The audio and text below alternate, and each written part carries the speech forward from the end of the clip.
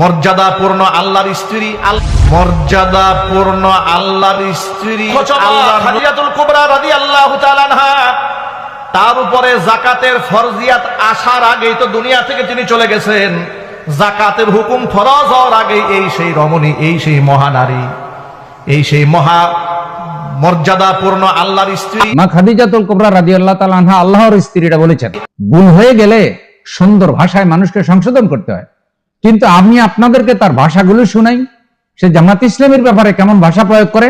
দলান্দ বক্তা, রিজেক্টেড মাল, গাঁজাখোর, দলীয় বক্তা, জামাত্য বক্তা, ডেট এক্সপায়ার মাল। জামাত ইসলামের ব্যাপারে তার দু একটি বাক্য আপনাদের শুনাই। জামাত ভারতকে বন্ধু ঘোষণা করেছে, এটি মিথ্যা কথা। রোজা আর পূজা জামাত নাকি এক করে ফেলেছে, এটি মিথ্যা কথা। জামাত ইসলাম ঈমান এবং আমলকে বিক্রয় করে ফেলেছে, মিথ্যা কথা। মুসলিম ও দেশবিরোধী কোন কর্মকাণ্ডের বিরুদ্ধে জামাত নাকি কথা বলা না, নীরব থাকে, ডাহা মিথ্যা কথা।